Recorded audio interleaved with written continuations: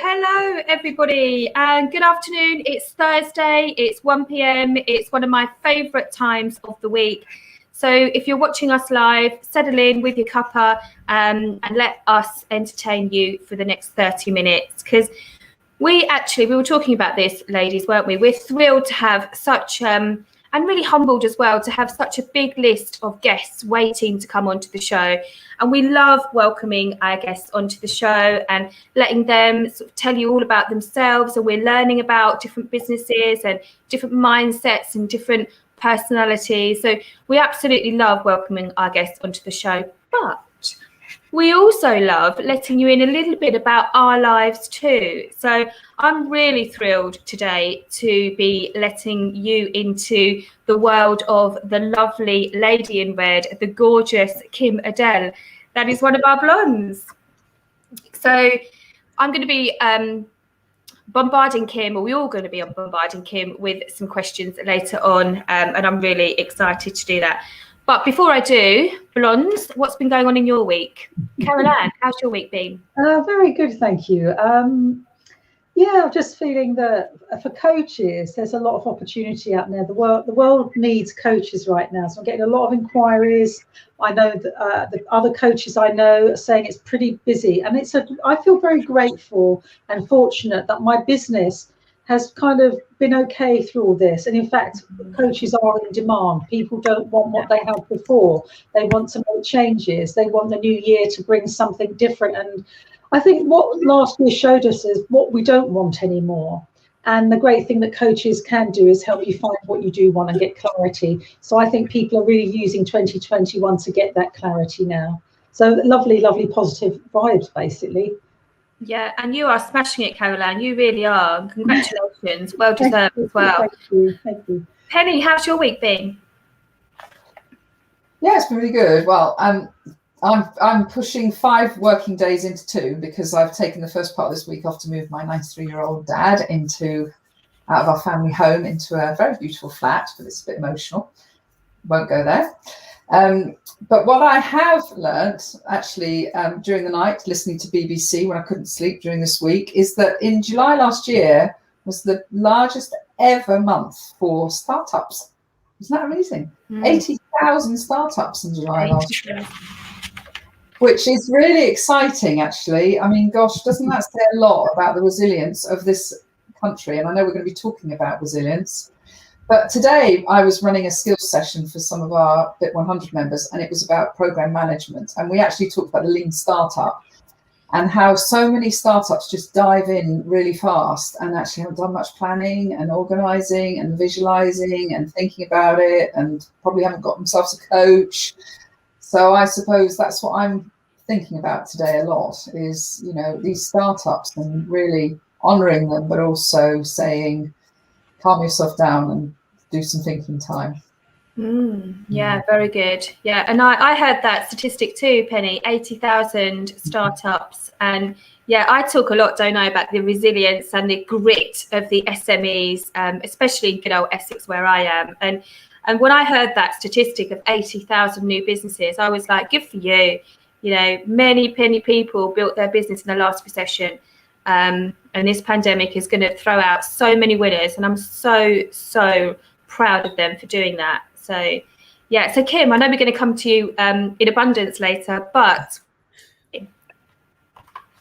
Firstly, apologies last week for not being here and ducking out, but I am now successfully on day 8 of self-isolation with my little pickle, who may well join us later. So if we do end up with a baby Elsa, forgive me, but that is, I guess, life.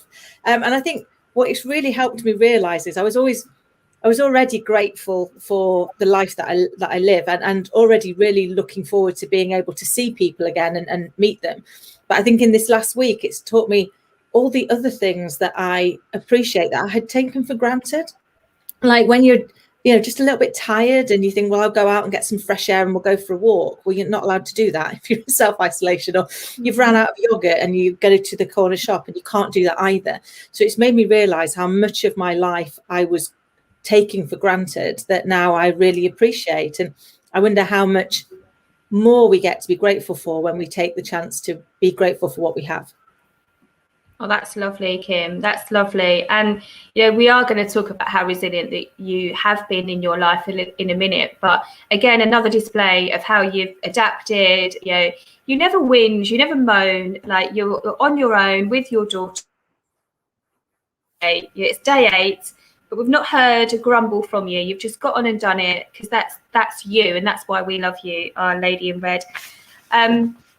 But I echo what all of you ladies have said, actually. And what I've noticed in my peer groups this week is the real community spirit is coming out now. And we saw this back in March, but not so much lately. But I've seen it. I had a real goosebump moment yesterday during one of the peer groups when one guy was really busy trying to export. And he's like, I haven't got the labour I need at the minute because of furlough or not furlough, because of isolation, and I've got my warehouse is ready to be packed and I need to ship it. And one of the other ladies who owns a salon, who unfortunately can't be open at the minute, said, do you know what, I'm 20 minutes away from you, I've got all the time in the world at the minute, I'll come and help you, I don't want paying. And it really did, and it makes me goosey now just saying it. These guys have just met a week ago and yet they're already willing to help out. I love that SME spirit, that real sense of we're in it together, guys. One's winning, one's not, but let's do it together. I love it. Yeah, really. I think small business startups or solo entrepreneurs are the VIPs, because they've made dreams a reality. So you're in a kind of club of knowing the tough stuff, and so you do want to help each other, and I think it's fantastic. That's how we all grow. The VIPs, I love that, Caroline. I love that. Yeah, so great week, I think. Great positive week coming from us 4. Okay, so I said that we're going to get an insight into the gorgeous Kim Adele. She is our blonde resident nerd, IT-wise, I have to say, IT-wise, because she just gets us out of trouble IT-wise all the time. But not only that, I mean, to everybody else, a renowned world-class leadership coach. She spent 25 years spanning a career in C-suite leadership. We know that, as I said, that she's had the most brilliant career, but also has had some hardships, which I'm hoping that Kim's going to share a little bit into us. So, Kim, my first question to you is, I mean, I've had the pleasure personally of getting to know you over the last 2 years. We met via Penny in her mastermind program. If it wasn't for that, we wouldn't be doing this. So I'm hugely grateful for that. But we've spoken a lot in this show about your bravery in your past. And you inspire all of us ladies all the time with how quickly you adopt new tech, how quickly you take on new learnings and educate us into, have you heard about this, girls? Are you trying this? And so we're always in awe of you, Kim, for that reason. But can you let the viewers into some of how you've had to be a little bit resilient and against some sort of adversity? Yeah, no, absolutely. And I think, I don't know, I think sometimes we're busy living our lives and we don't realize that they're anything other than ordinary. So I've always thought that my life is the most boring, ordinary little journey through life that you could ever have. And it's only when you talk to other people that they're like, really? And all of that's happened. And actually, when you start to say it, you're like, actually, it does sound a little bit made up. I mean, I have had 3 divorces, a stalker, 3 life-threatening illnesses, a miscarriage, a hurricane, and 2 car accidents. So, I've kind of like chucked a fair bit into my nearly 48 years. But I do believe everything in life is either a lesson, a blessing, or both. And at the time, it might not feel like it. At the time when you're in it, it doesn't always feel like it's a lesson or a blessing. But if you can look for what the lesson is, then actually you grow from it. And before you realize it, you're out the other side. And, I have had those moments where I remember one particularly melodramatic moment where I was that upset, I was that broken, that I didn't know how to breathe, which is clearly melodramatic and a little bit silly because I'm here now still breathing, funnily enough, still know how to do it. But that's how I felt at the time. But I was really fortunate in that particular occasion. My little girl saved me because she was just shy of a year old when my marriage broke down and I was facing surgery and my whole world had exploded. But I realized she needed me. So I couldn't break down. I couldn't give up. I couldn't fall over because she didn't ask to be born. I chose to have her. I chose to be her mum, and she needed me. So you found a coping mechanism. Now, my particular coping mechanism is not one I'd recommend. I worked out that if I started crying at 8 o'clock at night, as long as I finished at 2 o'clock in the morning, nobody would ever know, because it was in between feeds and it was long enough to not look like you've been slapped with a wet fish in the morning when you woke up. So I did that for 4 months. So for 4 months, every night we're like, yay, 8 o'clock, start crying. 2 a.m, stop crying, get on with my day. But before you realised it, you had got past the pain, you'd got past what was going on, you'd rebuilt your life and you kept going. But I think, with hindsight, a better coping mechanism would have been to share with people how I was feeling, to let people in, because I have got amazing friends, amazing family, amazing people like you in my lives who all wanted to be there for me, but I wasn't able at that point to let anybody in. I still needed to present this facade to the world that everything was okay, because that almost not admitting it to people that cared for me meant I didn't have to admit it to myself. I would like to say, Kim, that I do advocate a good wallow. Not to be in denial of pain.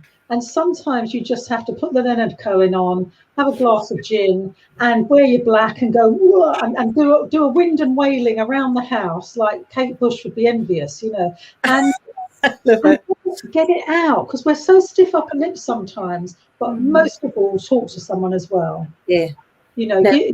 I think your coping mechanism was good. You allowed it out, and sometimes we just got to allow. But really, to speak to someone is the key. But look at you, you're amazing. You've come through it. And what I love about Kim is there's no bitterness. There's no I've had it hard. You laugh at all your travails. You're really heroic and courageous for that. And I think that comes out of you. Bless you. Thank you. Yeah, I totally agree.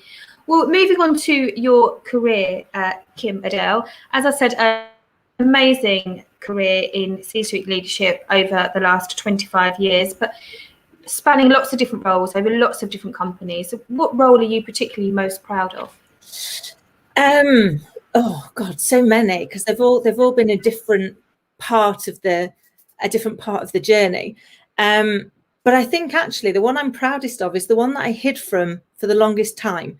So I spent 25 years in corporate life hiding from the fact that I was a hairdresser, and hoping that nobody ever found out, hoping that nobody turned around and went, oh my God, we put the hairdresser on the board, get her off. And I spent so long thinking that that was my vulnerability.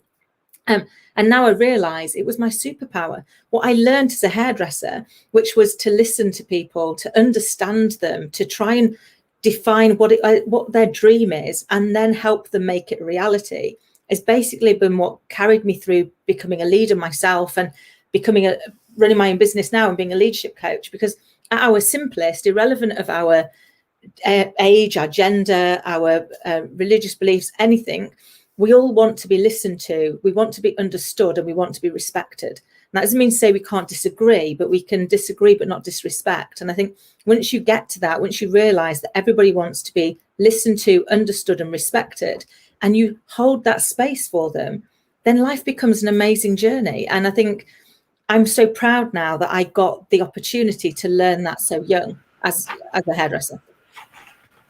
It's interesting, isn't it? Because when you were talking earlier about adversity, that resilience muscle grows, doesn't it? The more you went through, and then you get to a point. Sounds like you got to a point when you started to realise that all those journeys have made you who you are. And whilst you maybe for a while were defined by things that you felt were awful, you're now becoming defined by all the great things in that. Yeah, it's funny, isn't it? How it's like almost. Life only makes sense in the rearview mirror. So it only makes sense when you look back at it, because when you're in it, you're too much in the emotion, you're too much in it how it feels.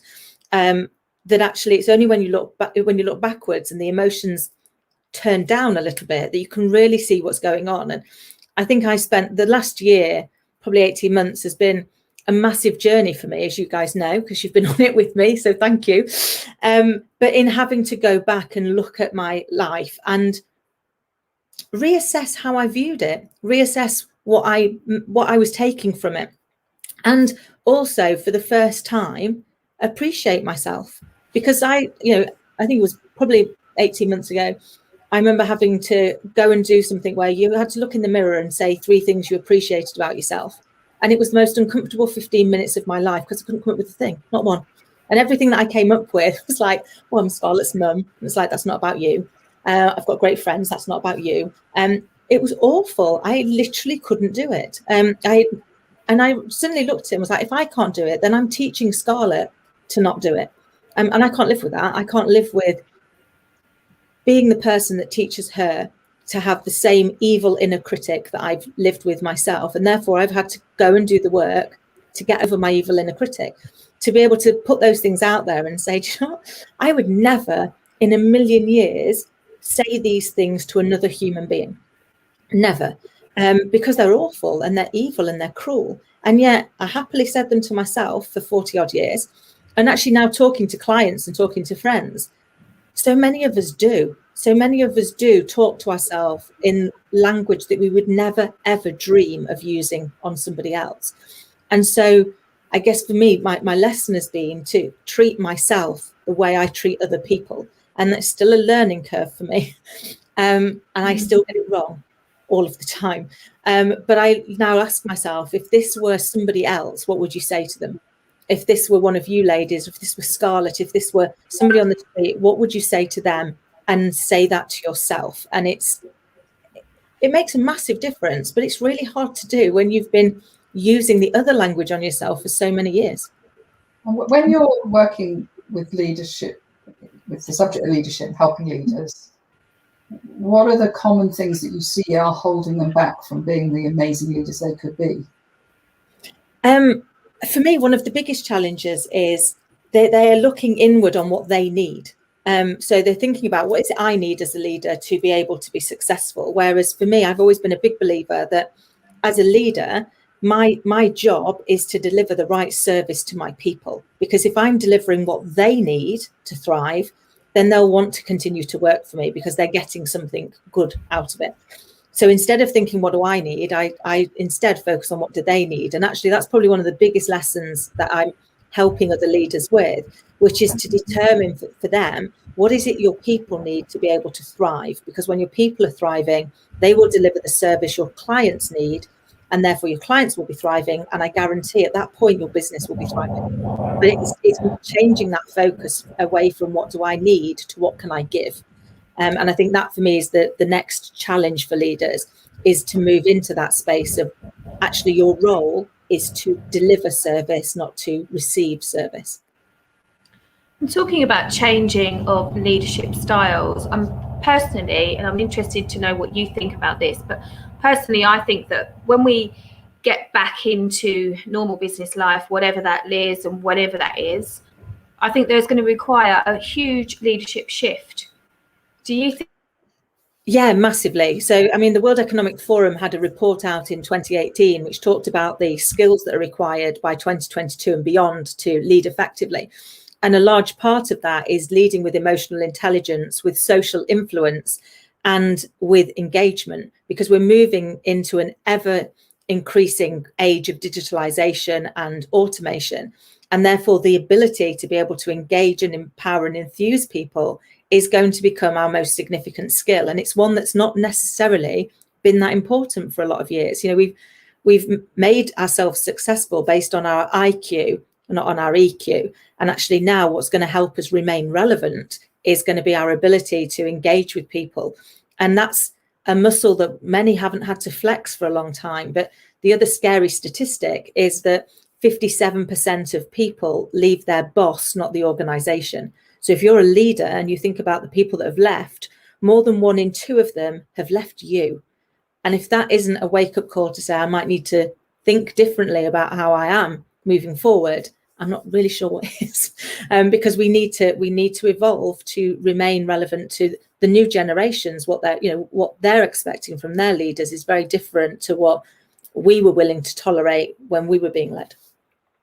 I think you're right. So sorry, Caroline. I think not only have we got the pandemic and different leadership styles that's going to bring with remote working and, you know, maybe a leaner team, less capacity, you know, less efficiency maybe. I think we've also got the millennials coming in. So that was always going to cause a shift. So we've got like a double bubble of shift coming, haven't we? Yeah, hugely. And actually, if we think about it, you know, we're going to have yet another change because we've got the generation behind the millennials and they'll want something different as well. And I guess it's life in general is all about evolving, isn't it? It's about continuing to reinvent ourselves. And, you know, if you think about the pop stars that have remained really relevant throughout the last 4 or 5 decades, it's because they've looked at what's going on around and they've adapted and they've reinvented themselves to become relevant to the new generation.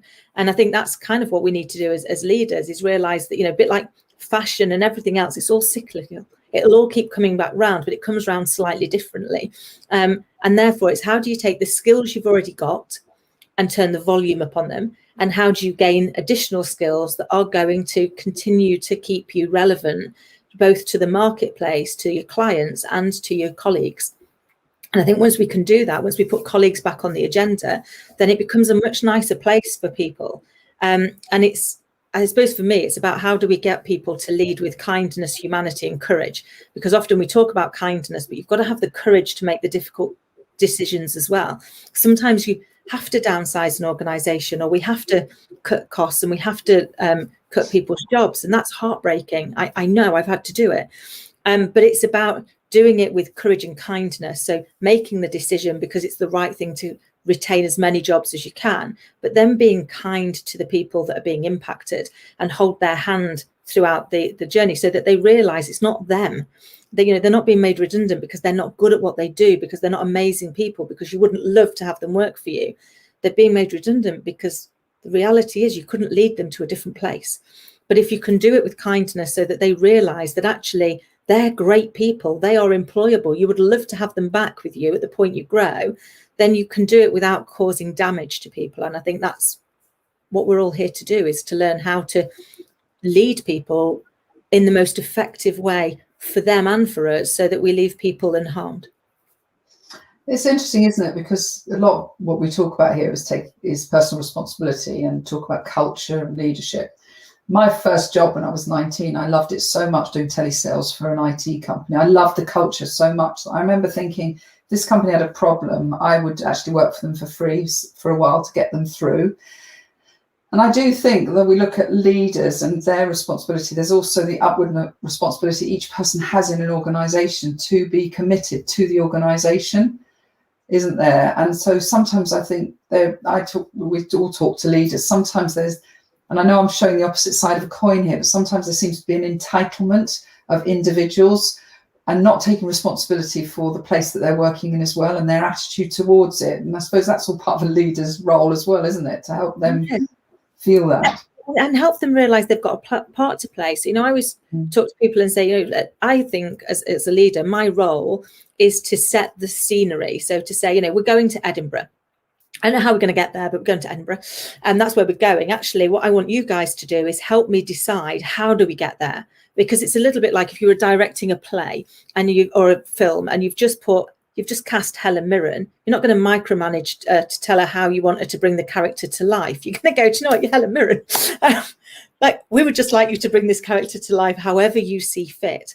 And I think that's true of our people. If we can tell them, you know, this is the film in which we're in, and this is the character I want you to play, but now play it however you want to play it. Play it to the best of your ability. Bring your whole self to that role. Then actually that is the times when you've got those companies where you go, I would work for you for nothing because I'm committed to you, because actually you were committed to me. You were confident enough in who I was that you were willing to let me bring that role to life however I saw fit, rather than micromanage me into doing it your way, because that's when we're going to learn more. And I think, you know, Steve Jobs talked about it a lot. But I think that was one of the great things he did in his leadership style, was he encouraged people to be better than he was, to be brighter than he was, to be more intelligent, and to come up with the answers, because he was confident enough that actually collectively you were going to be stronger. And that's a really hard thing to do. And we know, particularly in the environments we've all been operating in, where you worry, don't you? If I lose my job, if somebody else is going to come and take it, am I going to be good enough? But actually having the confidence to say, I'm not good at this and I'm going to recruit somebody who's better than me at that, is going to be the thing that keeps you employed for life, because the organization will realize that actually the organization's goal was more important than your personal agenda. And who wouldn't want people like that working for them? I'm sure we all would in our organizations. But it's a huge leap of faith. And I think we've got to be, as leaders, you've got to get the right support around you, because it's lonely at the top, but it's certainly not quiet, because you've got everybody coming to you wanting information. So they're wanting direction. And where do you go to get your support? And it's okay to need support. We all do. So I think for me, that's kind of why I do what I do now for a living, which is provide people with that safe space, with that support, that time almost to be able to cut through the noise and have some thinking time. But sometimes you need to do that thinking with somebody else, don't you? You need to be able to hear the words out loud, because sometimes you say them out loud and you're like, oh my God, that's ridiculous. Why have I even thought that? And yet I've been saying it in my head for days and believing it to be true. I think every organisation needs a Kim Adele, because there's some institutional ways of leading which have been old school. And so some of it's ego based, it's a little bit macho for men and women, the sort of power trip of the leader. And this EQ that you're bringing in is long overdue, but it's not something you can just tell people to do. As you say, you've got to work on the leaders so that they truly get it. It's not about ruling by fear or power or ego or one-upmanship. It's about engagement and enrollment and helping them see that they're not letting go of something, they're gaining something from this. Yeah. It takes a confident leader to be that person, though, doesn't it? So yeah. It's much, if you're not confident, you tend to be that control freak, that autocrat, don't you? It's a confident leader. And that's why I think, people need to get that support, because being a leader is a really hard job. Because you're having to lead yourself through whatever's going on at the same time as having to lead your people. And we don't often share that. We don't often say, it's hard to be a leader, but it is. It's tough. And that's why you kind of have to sometimes say, I just need a little bit of help. And there's no shame in asking for help, because we're always stronger together. It's always nice to know you've got somebody on your side. It's great when you've got people like you guys. I can pick up the phone to and go, I'm having a really rough day today. And I could just do with sounding this out to just get a different perspective, because all of a sudden you'll see something you couldn't see before when you're just locking it in on yourself. So, Kim, I want to let everyone into a little secret. I hope you don't mind me sharing, but you are writing a book. I am indeed. So, what inspired you, Kim, to do it? What inspired you? What inspired me was actually I shared a little bit of my journey, and people were like, oh my goodness, we always assumed that nothing had ever gone wrong in your life because you always look so happy and so bubbly. And I was like, well, actually, I guess, hairdresser to CEO is, the expectation is that was a relatively easy journey. But as we mentioned at the start, there's been a few other things along the way. So my book is called, and forgive the swearing, You Couldn't Make This Shit Up, 3 Divorces, a Stalker and an Evil Inner Critic. And it basically is just sharing the lessons I've learned in my 48 years so far that have helped me get through that, on the hope that if it helps just one person deal with whatever is in their life right now that they're struggling with, then it's worth the embarrassment of sharing just how many disasters I managed to cram into my 48 years. Well, I love that, because we've all had disasters, we've all had vulnerabilities, we've all got vulnerabilities, and you're just willing to lay it all out there for everybody to read. And, once again, that's just a sign of your bravery. But Kim, well, we love having you as our friend, as our resident blonde. And I've loved letting everybody else into a little bit of you today, because there is so much of you, and we could talk all day long. But thank you for being so honest and for sharing. And before we go, ladies, let's, as always, just finish with our tip. Carol-Anne, your tip of the week, please. Oh, you're on mute. Darn, there's always someone, isn't there? I was going to say, my simple question for all business owners to ask themselves right here, right now, is what hope are you giving your clients? Love that. Love that. Kim Adele? How do you follow that? So I would say the advice I would give people is find your support network and trust them. So open up and share how you're feeling, because you can deliver as much for them as they can deliver for you. Lovely. Pen? Very quickly, just take some time out to do some thinking time about your business. I think that's going to be really important. A lot of people are accelerating at the moment, but just take some time out to think. And for me, check in on your community. Like I said before, is there somebody that needs your help and you can lend them a little bit of your time? That would be awesome. So Kim, how do people get in touch with us? Absolutely. So if you want to be on here with us, sharing your story, please get in touch at www.businessblondes.tv. And we would love to hear from you. And thanks all for watching, and we will see you next week. Have a good one.